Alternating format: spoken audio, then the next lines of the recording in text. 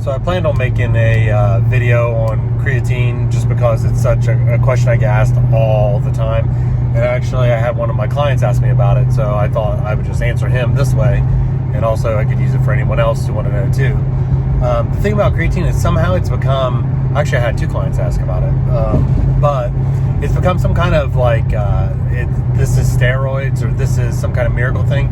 Creatine you get all the time anyway. It's in especially red meat and some other foods too, but you don't get it in crazy amounts. You have to eat a lot of red meat to really get enough creatine to make a difference. What creatine does is increases ATP in the cell. It volumizes the cell too, which is probably more, I think, its benefit than a lot of other things. And what that does, and you hear about water retention, and that is true, but it's intercellular water, not like I've got a bunch of water, so now I don't have abs type of water. And a lot of people will blame that and say, well, I'm kind of bloated because I'm on creatine. Now you're just fat, probably.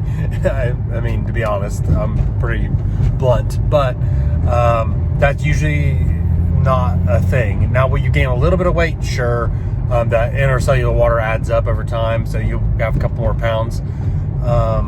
And he asked a question I haven't actually heard before, is about heart rate. And it shouldn't affect your heart rate at all. The only thing I could see would be if you have more water, your blood pressure could maybe go up a tiny bit because you've got more fluid in your body. So that means more, I'm driving a standard when I do this. I have to keep mounting this back onto there. But so it can maybe increase it a little bit. I mean, but we're talking minuscule, and I'd be surprised if it actually could at all. Maybe a point on the upper level, on your upper one. I don't think so though. But anyway, it shouldn't increase heart rate at all. Maybe blood pressure just slightly, because you would have more volume. And anytime you increase more volume, like more blood, for example, increases that pressure, because like a water hose, if you force more into it, then that pressure goes up. So maybe that, but it shouldn't affect your heart rate at all. And he's talking about gastrointestinal stuff too.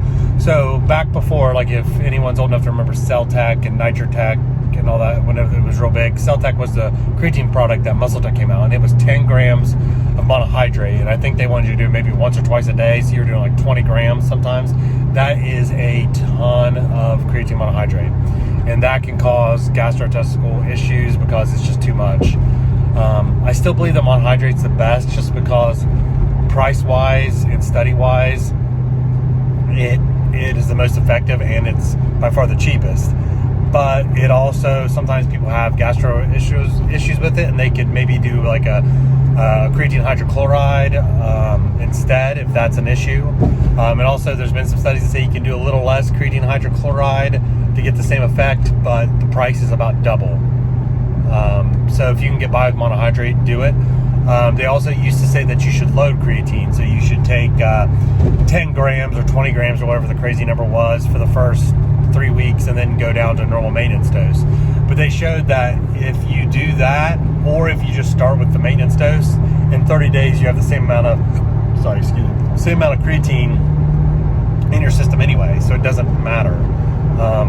It's not a race. If you're trying to blend yourself up quicker, I mean, make it a few days difference, it's not really worth it. So creatine is fine to use for any situation, dieting, gaining, whatever, just to help to increase. And why we want to increase that is ATP is energy at a cellular level, so it's actually energy the cell needs to do its job. So you actually can increase its, and actually having more volume is better as well. You want a volumized cell is a good cell, so that's what we actually try to do when we work out, is volumize. Sorry, switching it over. Volumize the cell more. So that's a good thing. So it's good for anything you're doing, dieting, bulking, whatever. So sure, use it. I don't take a creatine supplement itself. The only creatine I actually take in is from pre-workouts and random amino energy, or I don't think amino energy has it, but random other things. But I don't take a creatine product on the normal, because I've never noticed a huge amount of difference with it. I just don't take it. But I take a pre-workout almost every day that has a couple grams, and I think that's enough, honestly. So in closure, use creatine. The side effects pretty much are non-existent.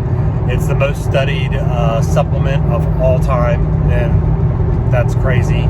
It's been studied for 30 years or more, and there's hundreds and hundreds and hundreds and hundreds of thousands of studies, and it's pretty conclusive. I mean, we kind of know everything there is about it.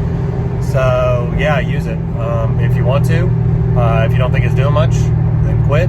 If you think it's helping a little bit, then sure, why not? Try monohydrate at first. If that doesn't give you any stomach issues, then continue to use that.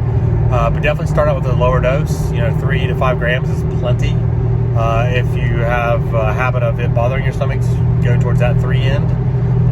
Any brand is fine. And that's it. If you guys have any questions, I'll probably upload this on various things. You can always comment them or send me a message if something I didn't cover or I forgot or wasn't quite clear on.